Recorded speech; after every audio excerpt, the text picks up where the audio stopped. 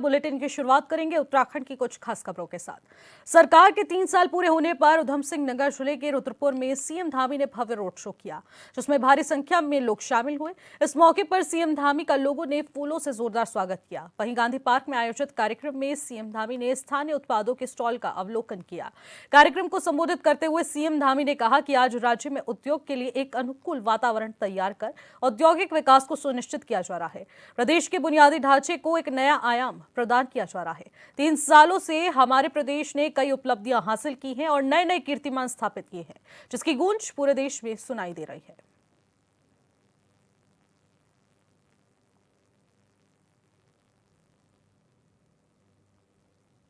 प्रधानमंत्री श्री नरेंद्र मोदी जी के मार्गदर्शन में हमारी सरकार ने प्रदेश में सेवा, सुशासन और विकास की एक नई गाथा लिखने का प्रयास किया है। हमने अपने कार्यकाल में एक और जहां शहरों से लेकर सुदूरवर्ती क्षेत्रों तक सड़कों से जोड़ने का प्रयास किया है, वहीं उड़ान योजना के माध्यम से प्रदेश के लगभग दर्जन भर नगरों के लिए हेली सेवा की शुरुआत कर प्रदेश की एयर कनेक्टिविटी को भी मजबूती प्रदान किया है। इसी प्रकार हमने प्रदेश में शिक्षा, स्वास्थ्य, पेयजल एवं खेल सहित सभी प्रमुख क्षेत्रों का इंफ्रास्ट्रक्चर मजबूत करने की दिशा में निरंतर कार्य किया है। इसके साथ ही हमने उद्योग, पर्यटन, आयुष, खाद्य प्रसंस्करण सहित विभिन्न क्षेत्रों में लगभग 30 से भी अधिक नीतियों को लागू कर प्रदेश के विकास को गति प्रदान करने के साथ ही रोजगार के अवसर सृजित कर पलायन की समस्या से निपटने की दिशा में भी काम किया है। इतना ही नहीं, हमारी सरकार के द्वारा होम स्टे योजना, लखपति दीदी योजना और सौर स्वरोजगार योजना के माध्यम से अनेक योजनाओं को लागू कर स्वरोजगार को बढ़ावा दिया जा रहा है। वहीं दूसरी ओर लाखों गरीब परिवारों के लिए पक्का घर बनाना, निःशुल्क राशन वितरित करना, प्रतिवर्ष 3 गैस के सिलेंडर प्रदान करना, वृद्धावस्था पेंशन को बढ़ाने के साथ साथ ही पहले प्रदेश में 2 परिवार में अगर 2 बुजुर्ग दंपत्ति होते थे तो दोनों को पेंशन नहीं मिलती थी भाई। और बहुत बार घर में एक दंपत्ति को पेंशन मिलती थी, यानी कि 2 बुजुर्गों में से, पति पत्नी में से एक को नहीं मिलती थी। एक को मिलती थी। जब पेंशन लेकर वो घर आते थे तो आपस में उनका झगड़ा भी हो जाता था कि पेंशन कौन लेगा।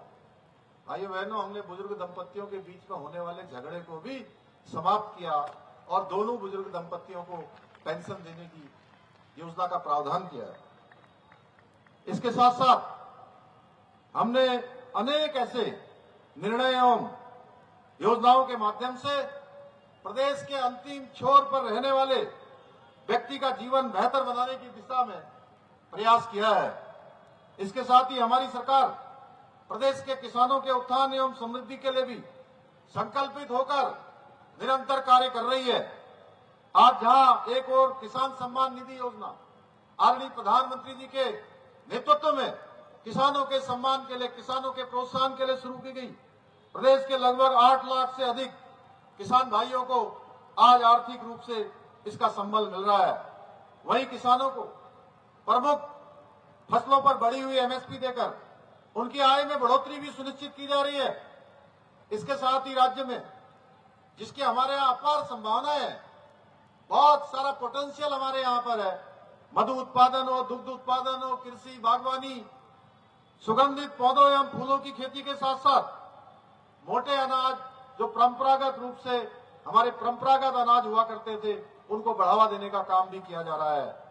चाहे प्रदेश में किसानों को 3 लाख रुपए तक का ऋण बिना ब्याज के देना हो, किसानों के लिए नहर से सिंचाई को बिल्कुल मुक्त करना हो, या फिर फार्म मशीनरी बैंक योजना के अंतर्गत कृषि उपकरण खरीदने के लिए 80% सब्सिडी देनी हो। हम प्रदेश के किसानों को उन्नत एवं समृद्ध बनाने के लिए निरंतर प्रयासरत हैं। भाइयों बहनों, आप सभी को पता होगा, मैं 2022 के आम चुनाव से पहले मुझे 6 माह पहले राज्य के मुख्य सेवक के रूप में काम करने की जिम्मेदारी मिली और मैं भली भांति जानता था, चाहे खटीमा हो, नानकमता हो, सितारगंज हो, किच्छा हो, रुद्रपुर हो, चाहे वो हमारा गदरपुर दिनेशपुर का क्षेत्र हो या हमारा बाजपुर तक का क्षेत्र, पूरा जनपद, इस पूरे जनपद में बंगाल से विस्थापित होकर रहने वाले हमारे बंगाली भाइयों की बहुत बड़ी संख्या यहां निवास करती है। भाइयों बहनों, लेकिन दुर्भाग्य की बात थी कि इस समाज के लोगों के जाति प्रमाण पत्र पर पूर्वी पाकिस्तान से विस्थापित लिखा जाता था। हमारे मंच पर बैठे हैं शिव अरोड़ा जी, हमारे पूर्व विधायक शुक्ला जी यहां बैठे हैं, विकास शर्मा जी हैं, प्रेम सिंह राणा जी हैं, ऐसे कमल जिंदल जी समेत हमारे सभी नेतागण ये मुझसे मिलने के लिए आए और आप लोगों ने मुझे बताया, आज उत्तम दत्ता यहां नहीं है, उनका स्वास्थ्य थोड़ा अच्छा नहीं है, मैं उनके घर भी जाऊंगा इसके बाद उनसे भेंट करने के लिए। तो भाइयों बहनों, ये सब हमारे जितने लोग हैं उन्होंने हमें बताया कि ये पाकिस्तान, पूर्वी पाकिस्तान लिखा जाता है, जो बहुत खराब लगता है। ऐसा लगता है, मन को बड़ी पीड़ा होती है। मैंने मुख्य सेवक के रूप में राज्य की सत्ता संभालने के बाद दशकों से बंगाली समाज के लोग यहां रहकर इस मिट्टी की सेवा कर रहे हैं, इसलिए ये लोग भी हमारे अन्य नागरिकों की तरह ही हैं। इनके साथ भेदभाव का व्यवहार नहीं होना चाहिए। भाइयों बहनों, हम किसी कीमत पर इनके साथ भेदभाव नहीं होने देंगे। हमने फैसला किया कि इनके जाति प्रमाण पत्र में पूर्वी पाकिस्तान से विस्थापित होकर आए नहीं लिखा जाएगा। भाइयों बहनों, इसी कड़ी में बीजेपी सेवा, सुशासन और विकास के नाम पर 3 वर्ष के कार्यकाल को मना रही है। वहीं देहरादून में रविवार को आयोजित हुए कार्यक्रम में मुख्यमंत्री पुष्कर सिंह धामी ने उपनल और संविदा कर्मियों के नियमितीकरण के लिए ठोस नीति बनाए जाने की बात कही है, जिसको लेकर कांग्रेस प्रदेश अध्यक्ष करण माहरा ने सवाल उठाए हैं। उन्होंने कहा कि ऐसी पार्टी जिसने अपने पुराने वचन पूरे नहीं किए हैं और नए वचनों का क्या ही मूल है। उन्होंने कहा कि बीजेपी की घोषणा पर जनता को कोई भरोसा नहीं है।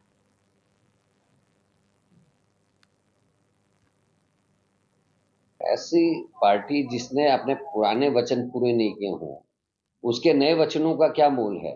15 लाख का भी तो उन्होंने घोषणा की थी, कहा था। स्मार्ट सिटी की उन्होंने घोषणा की थी, उन्होंने बुलेट ट्रेन की बात की थी, 2 करोड़ रोजगार देने की बात कही थी, बेटी बचाओ बेटी पढ़ाओ कहा था। क्या हुआ? संतरेसा से लेकर अंकिता भंडारी से लेकर ममता जोशी बहुगुणा से लेकर उत्तरकाशी से लेकर 3 उनके पदाधिकारी, जिसमें 2 मंडल अध्यक्ष, एक दूध संघ के चेयरमैन बलात्कार के केस में जमानत में बाहर हैं।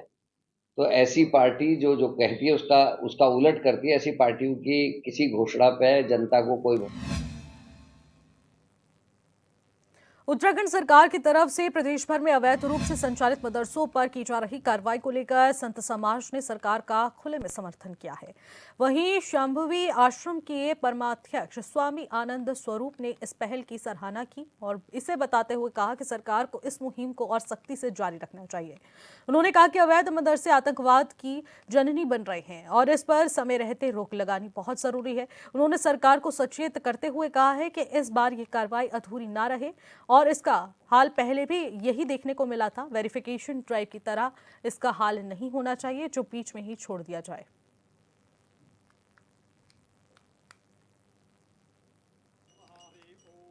देखिए, क्या है कि उत्तराखंड की स्थिति अति भयावह है।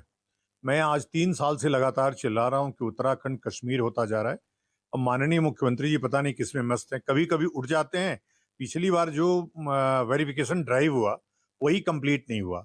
लगभग यहाँ पे 5 लाख से ऊपर रोहिंग्या मुसलमान रह रहे हैं। 3 लाख से ऊपर की लिस्ट में दे चुका हूं, लेकिन उस पर कोई कार्रवाई नहीं हो रही है। मुझे उम्मीद है कि जो मदरसे पे कार्रवाई चली है, देखिए मदरसा आतंकवाद के गढ़ हैं और मदरसा मुक्त उत्तराखंड सबसे पहले बनना चाहिए। अगर ये कार्रवाई कर रही है सरकार तो यह स्वागत योग्य है। माननीय मुख्यमंत्री जी का बहुत धन्यवाद है कि देर आए दुरुस्त आए। हाँ, लेकिन अगर ये अपूर्ण रह गई तो फिर वही वेरिफिकेशन ड्राइव वाली हालत हो जाएगी। आप बर्रे के छत्ते में पत्थर मार करके भागिए मत, नहीं तो फिर घायल होंगे आप। यदि आप संपूर्ण कार्रवाई कर रहे हैं तभी कार्रवाई करिए, नहीं तो छू छू के भगने वाला काम मत करिए। आपके अधिकारी महाभ्रष्ट हैं, वो जाकर के उन्हीं मदरसों से फिर से पैसा लेकर के डीएमओ आदि जितने डिस्ट्रिक्ट माइनॉरिटी अफसर हैं, वो जाकर के उनसे पैसा लेकर के मदरसों को शुरू करा देते हैं। इसलिए उस पे गौर रखिए, फॉलोअप लीजिए, तब इस पे जाकर के कार्रवाई करिए। नहीं तो फिर ये जो आपका अभियान है ये भी असफल होगा वेरिफिकेशन ड्राइव की तरह। और इसी के साथ खबरों में आगे बढ़ेंगे। हरिद्वार पुलिस ने शहर में नो पार्किंग अभियान का आगाज शुरू कर दिया है। चारधाम यात्रा और वीकेंड पर उमड़ने वाली भीड़ को देखते हुए ट्रैफिक व्यवस्था सुधारने के लिए एसएसपी प्रविंदर जोबाल के निर्देश पर यह सख्त कदम उठाए गए हैं। इसी अभियान के चलते अब रानीपुर क्षेत्र में यातायात पुलिस ने एक पुलिसकर्मी की कार को क्लैंपिंग करते हुए उसका चालान काटा है, जिससे साफ पता चलता है कि पुलिस के नियम सभी के लिए बराबर है।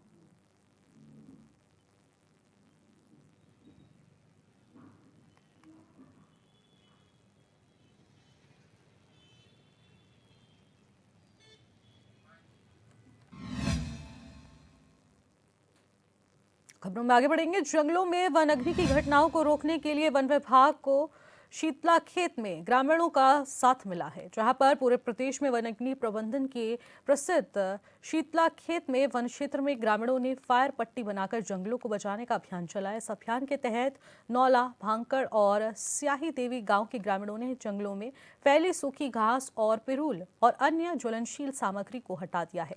वहीं जंगलों को आग से बचाने के लिए जमीन को खोदकर मिट्टी की पट्टी बनाई गई है। साथ ही कंट्रोल फायरिंग तकनीक से सूखी घास और पिरूल को नियंत्रित रूप से जलाया गया। देखिए, शीतलाखेत में आपने देखा कि हमने पूरे प्रदेश के लोगों को बुलाया था। पिछले 1.5 महीने इसके रिगार्डिंग ट्रेनिंग हुई, लोगों को एक्सपोजर विजिट कराया गया और ये अपने अपने ज़िलों में जाके इसका जो शीतलाखेत मॉडल है उसको अपने स्तर से भी विस्तार कर रहे हैं। इसके साथ साथ जो शीतलाखेत मॉडल के साथ जितने भी गांव जुड़े हुए हैं, महिलाएं जुड़ी हुई हैं, वो फायर पट्टी की कटान शुरू किया गया है। 23 मतलब पिछले संडे की बात करें 23 मार्च को, तो आईटीबीपी के भी कुछ जवान आए थे और उनके साथ मिलके विस्तृत स्तर पे इनके द्वारा फायर कटिंग की गई हैं। जो भी वहाँ की महिलाएं हैं गांव के, जो आपने नाम जिक्र किया, और ये फायर लाइनें जो कट की जानी है इसको और अलग अलग रेंजों में भी कराया जाएगा। वो भी लोकल जो सदस्य हैं, महिलाएं हैं, उन्हीं के माध्यम। और इसी के साथ खबरों में आगे बढ़ेंगे। लोहाघाट महाविद्यालय में छात्रों की समस्याओं का लंबे समय से समाधान न होने के चलते छात्र नेताओं में आक्रोश है। इसी के चलते एबीवीपी के प्रदेश सहमंत्री विवेक पुजारी के नेतृत्व में छात्र नेताओं ने पूर्व उच्च शिक्षा निदेशक सीडी सूठा को महाविद्यालय में कैद कर दिया, जिससे महाविद्यालय प्रबंधन में हड़कंप मच गया। वहीं महाविद्यालय प्रबंधन ने छात्र नेताओं को समझाते हुए पूर्व उच्च शिक्षा निदेशक को रिहा करने को कहा, मगर छात्र नेता समस्याओं के समाधान के लिखित आश्वासन पर अड़े रहे। इस दौरान एबीवीपी के प्रदेश सहमंत्री विवेक पुजारी और छात्र संघ अध्यक्ष ऋतिक ढेक ने कहा है कि महाविद्यालय और विश्वविद्यालय प्रबंधन की लापरवाही के चलते साल 2020 से 25 तक जिन छात्राओं ने परीक्षा दी है, उनमें से कई छात्र छात्राओं के रिजल्ट नहीं आ पाए हैं, जिसके चलते छात्रों का भविष्य अधर में लटका है। साथ ही कई छात्र नौकरी पाने से वंचित हो चुके हैं। उन्होंने आरोप लगाते हुए कहा कि पूर्व उच्च शिक्षा निदेशक के कार्यकाल में महाविद्यालय में जमकर भ्रष्टाचार हुआ है, सरकारी धन का बंदरबाट किया गया। अगर हम कॉलेज में आते हैं उनकी मांग को लेकर, तो उनको बोल जाता है कि जो ये फॉर्म भरो और फॉर्म सबमिट करो फिर हो जाएगा। ऐसे बच्चे, ऐसे पहाड़ी क्षेत्र, दूरस्थ क्षेत्र में जो हमारा महाविद्यालय है, बच्चे यहाँ आते हैं और उनको बोलते हैं कि ये सबमिट करो फिर तुम्हारा रिजल्ट ठीक किया जाएगा, लेकिन ठीक होता नहीं। मैं अपने कॉलेज की प्रिंसिपल मैडम और परीक्षा प्रभारी से ये प्रश्न पूछना चाहता हूँ कि आप लोग अगर कॉलेज में हो तो इतने सारे बच्चों के रिजल्ट कब तक ठीक नहीं होंगे? आप लोग लिखित में दो कि हम लोग रिजल्ट ठीक कर रहे हैं। हम लोग जब भी आते हैं उनको रिजल्ट के लिए, तो ये लोग बोलते हैं कि रिजल्ट ठीक हो गया, लेकिन कोई भी अभी तक रिजल्ट ठीक नहीं हुआ। अगला कदम हमारा ये है कि अभी छात्र संघ और विद्यार्थी परिषद जो ये हमारे कॉलेज में प्रवेश परीक्षा और संबंधित जो समस्या है और जो वित्तीय अनियमितता के जो हम लोग यहाँ पर को धरना प्रदर्शन करने के लिए बैठेंगे, तो उसकी तारीख हम लोग बैठेंगे, तो लगभग हम 5 से 6 तारीख से यहाँ पर को हम धरना प्रदर्शन के लिए कॉलेज में बैठेंगे। रिजल्ट को लेकर ऐसी कई समस्याएं हैं, चाहे प्रवेश हो, परीक्षा हो, परिणाम तीनों ही खराब चल रहे हैं। हमने प्रिंसिपल से, हमारे डायरेक्टर से या फिर हम सबसे अनुरोध करना चाहते हैं कि बच्चों के, चाहे आप हमको इसमें हमारा अपना लोभ नहीं है कि हम बच्चों के रिजल्ट के लिए यहाँ लड़ रहे हैं। हम चाहते हैं बच्चों का रिजल्ट सही हो, बच्चे परीक्षा दे रहे हैं, वो कहीं ना कहीं जाके आगे जॉब करेंगे, उनकी कितनों की जॉब होगी। ऐसे मेरे पास कितने बच्चों के फोन आते हैं जो आए दिन यहाँ से पास आउट हुए, उन्हें कम से कम 3 से 4 साल हो चुके हैं, मगर उनका कोई एक पुराना बैक का रिजल्ट अभी तक क्लियर नहीं हुआ है। ना उनकी मार्कशीटें कॉलेज में समय पहुंचती, अगर कोई मार्कशीटें पहुंचती है तो उन मार्कशीटों में दिक्कतें हैं, अलग अलग प्रकार की दिक्कतें, अलग अलग चीजें हमारे कॉलेज में लगा लगातार कई दिक्कतें आ रही है और इस चीज के लिए हम हर किसी से बात कर चुके, चाहे हमारे वो पूर्व डायरेक्टर हो, वर्तमान डायरेक्टर हो, या फिर हमारा कुलपति हो अभी या पूर्व कुलपति हो, हम सबके पास जाके खुद जाते हैं। एक जगह से दूसरी जगह हमको घुमाया जाता है, हमारी एप्लीकेशंस को आगे फॉरवर्ड कराया जाता है, उसमें बस हम द्वारा प्रिंसिपल, द्वारा कुलपति, द्वारा निर्देशक जोड़ते रहें और आगे बढ़ाते रहें। हमको शायद ऐसा लगता है कि या तो ये हमारे लिए ऐसा सोचते हैं कि ये एक लोहाघाट ऐसा कॉलेज है जहाँ की समस्या सुनना नहीं चाहते, और इतने समय के बाद भी आज वो यहाँ पे हमारे कॉलेज में कोई भी रिजल्ट हमको अच्छे से सही देखने को नहीं मिलते। रानीखेत में शराब की दुकानें खोले जाने को लेकर सामाजिक कार्यकर्ता दीपक करकेती का अब क्रमिक अनशन जारी है। इसी के चलते उन्हें समर्थन देने के लिए धरना स्थल पर बेरोजगार संगठन के अध्यक्ष बॉबी पवार, भू कानून मूल निवास संघर्ष समिति के संयोजक मोहित डिमरे समेत अन्य आंदोलनकारी पहुंचे हैं। इस मौके पर बॉबी पवार ने कहा कि बीजेपी देवभूमि को दानव भूमि बनाने में उतारू है। वहीं सामाजिक कार्यकर्ता दीपक करकेती ने कहा है कि जहां गौशालाएं खोलकर देवताओं के लिए निवास को पवित्र करना था, अब वहां पर मधुशालाएं खोलकर सरकार असुरी ताकतों को बढ़ावा दे रही है।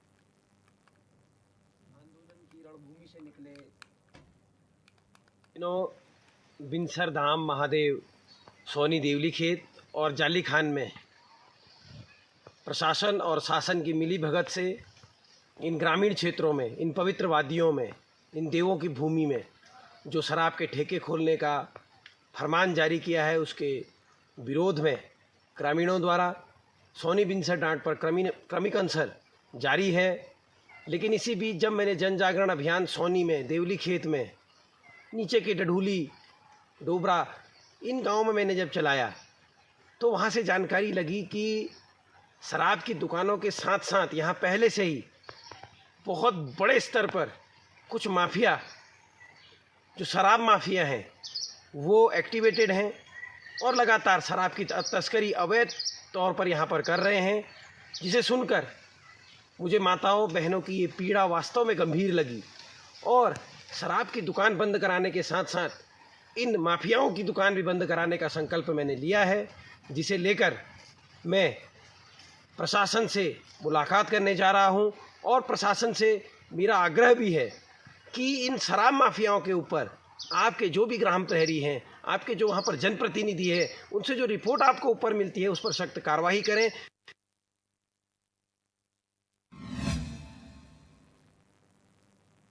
अब पीएम मोदी के दौरे के बाद से उत्तरकाशी के पर्यटन स्थलों में लगातार पर्यटकों की संख्या अब बढ़ती जा रही है।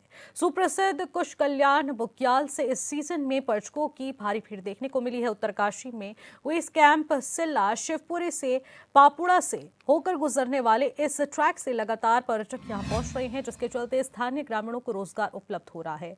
आपको यह भी बता दें कि इसी जगह से पांडव स्वर्गारोहण गए थे और साथ ही साथ बुग्याल से अलावा यहाँ पर कई ऐसे बड़े तालों का समूह इस जगह पर है।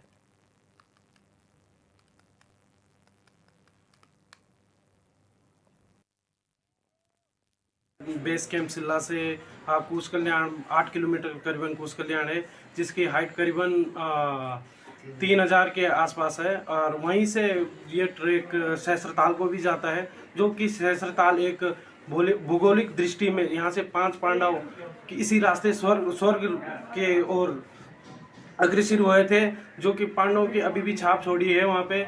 जैसे पांडव की सेरा है जहाँ पे पांडव खेती करते थे, और वहीं पे आगे सहस्त्रताल है और परिका ताल है, गोपाल ताल भी है। जब माननीय स्वर्गीय गोपाल रावत जी गए थे तो एक ताल का नाम हमने विख्यात रूप से गोपाल ताल भी रखा था। तो इस प्रकृति में एक बार अभी अवश्य प्रकृति का सौंदर्य आनंद लेने के लिए कष्ट करें। गाँव सिल्ला पड़ता है, सिल्ला से कुश कल्याण के लिए रूट जाता है। तो मैं सभी पर्यटकों से यही वो करूँगा, आग्रह करूँगा कि वो आप लोग आए और हमारे कुश कल्याण में बर्फबारी और बुग्याल का आनंद लें। और हमारा जो ये कुश कल्याण है, ये काफ़ी सुंदर एक बुग्याल है, जो कि हमारे टिहरी और उत्तरकाशी के दोनों ही जिलों के बीच में आता है। और ये उत्तरकाशी मेरे हिसाब से शायद हमारा जो कुश कल्याण जो ट्रैक है, ये उत्तराखंड का सबसे बड़ा ट्रैक है और ये भौगोलिक दृष्टि से भी काफ़ी सुंदर भी है। और यहाँ से सहस्त्रताल के लिए भी जाते हैं और काफ़ी रास्ते में काफ़ी अच्छे ऐसे बुग्याल है, जैसे क्यारकी बुग्याल है और क्या बोलते हैं उसके लिए पांडव सेरा है, और और रहने के लिए भी कोई दिक्कत नहीं आएगी आपको, क्योंकि हमारे गांव में होम स्टे की भी सुविधाएं अभी 2-3 होम स्टे बन रखे हैं और बेस कैंप लगाने के लिए भी काफ़ी अच्छी जगह है। कई रास्ते भी हैं, ऐसा कि मतलब अभी हमारे यहाँ आजकल रास्ते भी जो कहीं रास्ते में बीच बीच में ख़राब हो गए थे, तो वो भी अभी सुधारा गया है ताकि हमारे जो पर्यटक लोग हमारे गाँव में आए उनको कोई। और इसी के साथ अगली खबर का रुख करते हैं। अंतर्राष्ट्रीय टीबी दिवस पर चंपावत के जिला मुख्यालय स्थित टीबी हॉस्पिटल में मुख्य कार्यक्रम का आयोजन किया गया, जिसमें उत्कृष्ट कार्य करने वाले स्वास्थ्य विभाग के अधिकारी कर्मचारियों को सम्मानित किया गया। सोमवार को सीएमओ डॉक्टर देवेश चौहान की अध्यक्षता में कार्यक्रम का शुभारंभ मुख्य अतिथि विधायक प्रतिनिधि प्रकाश तिवारी, सभासद प्रेमा चिलकोटी और साथ ही साथ सीएमओ ने सामूहिक रूप से दीप प्रज्वलित कर इस कार्यक्रम का शुभारंभ किया। तो वही सीएमओ ने कहा कि चंपावत को टीबी मुक्त करने के लिए सभी अधिकारी कर्मचारियों ने दिन रात मेहनत की है, जिसका परिणाम है कि चंपावत जिले में पूरे उत्तराखंड में टीबी मुक्त करने पर पहले स्थान यहां पर हासिल किए गए हैं।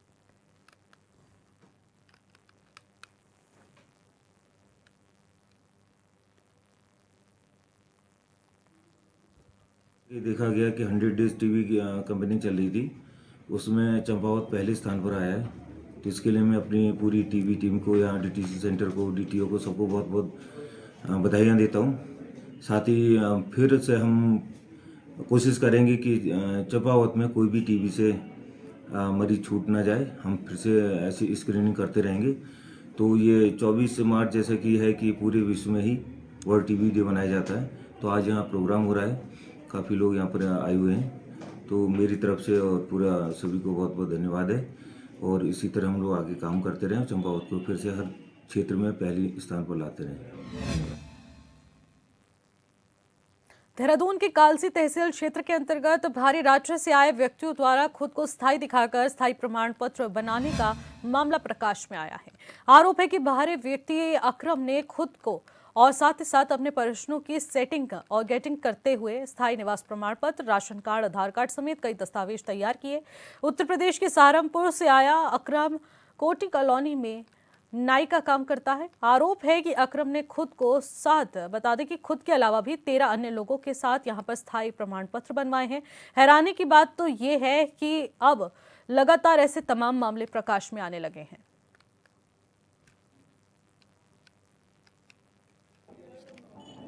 जिला देहरादून के जौनसार बावड़ जनजाति क्षेत्र का जो ये कूट रचित दस्तावेज बनाकर यहाँ की जो है अस्थायी निवास और यहाँ के एसटी प्रमाण पत्र और मनरेगा कार्ड में भी उनका जो नाम दर्ज होने पर जो ये पूरा अभी आपने ये रिपोर्ट देखी है, इसमें सीधी बात करते हैं राकेश तोमर, उत्तराखंडी रुद्र सेना के संस्थापक, उनके द्वारा इस पूरे मामले का खुलासा किया गया है। तो सीधी बात करते हैं राकेश उत्तराखंडी जी से। सर बताएं कि ये जो पूरा मामला है ये क्या है? बताते चलें कि उत्तराखंड के देहरादून जिले के जनजाति क्षेत्र में ये मामला प्रकाश में आया है। एक अकरम नाम का व्यक्ति कुछ समय से उत्तर प्रदेश के सहारनपुर क्षेत्र से आया था और 2015 में उसने अपना स्थायी निवास बनाया, जबकि उसके नाम न जमीन है न मकान है। तो किस बेस पे इन्होंने फर्जी तरीके से ये कागजात तैयार किए। फिर धीरे धीरे उसने अपने पूरे खानदान को यहाँ लाया। फिर 14 स्थायी निवास और 14 वोटर कार्ड बनाए गए और इसके पीछे 40 से अधिक बूढ़े बच्चे जो है मौजूद है। तो जिस तरीके से एक भी व्यक्ति वहाँ पे मुस्लिम नहीं था, तो यहाँ की डेमोग्राफी बदलने के लिए आने वाले समय में ओबीसी की सीट आए तथा हमारे संसाधनों पर किस तरीके से कब्जा किया जा रहा है, ये एक जीती जागती कहानी है। और ये जी जैसे अभी धामी सरकार ने अभी 3 वर्ष का जो कार्यकाल था उसका एक अभी कल बड़ा कार्यक्रम किया गया, लेकिन इस धामी सरकार में जो है इस प्रकार के अगर काम सामने आते हैं तो आप बताएं कि इसमें जो अधिकारी है वो इतने उनके नकेल नहीं कसी जा रही है, तो कहाँ ये फेलियर सरकार कर रहा है? मैं आपको बताऊं, मैं तो धामी जी से बहुत खुश हूं। उन्होंने पहले मज़ारों पर ताबड़तोड़ कार्रवाई की, फिर उसके बाद यूसीसी लाया, भू कानून लाया और तत्पश्चात ये मदरसों पर बड़ी कार्रवाई हुई। और अब जो हमने जौनसार बावड़ का मामला दिया है उस पर भी उन्होंने जांच बिठा दी है। वहीं यदि कुछ कर्मचारी अपने काम से मुख मोड़ रहे हैं तो उस पर भी कार्रवाई की जाए।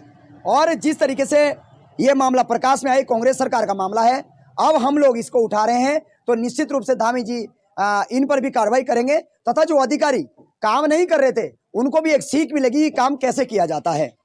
जैसे आपने चक्राता क्षेत्र के त्यूणी की भी बात की है कि वहाँ पे कहीं 100 बीघा जमीन जो है मुस्लिम व्यक्तियों के नाम की गई है, तो उसके बारे में भी बताएं कि क्या है पूरा। मैं आपको बताऊं, जौनसारी जनजाति 1967 में जौनसार बाहर को मिली थी। तत्पश्चात बाहर के आने वाले लोग, चाहे वो किसी भी समुदाय का व्यक्ति है, गैर जौनसारी, उसके नाम जमीन ना सरकारी लग सकती ना गैर सरकारी लग सकती। उसके बाद 1983 में बंदोबस्त आया। उस बंदोबस्त में मुसलमान खान पटवारी था और बंदोबस्त अधिकारी। फिलहाल इन खबरों में बस इतना ही। उत्तराखंड से जुड़ी तमाम बड़ी खबरों के लिए आप देखते रहिए गायचनी 24/7। नमस्कार।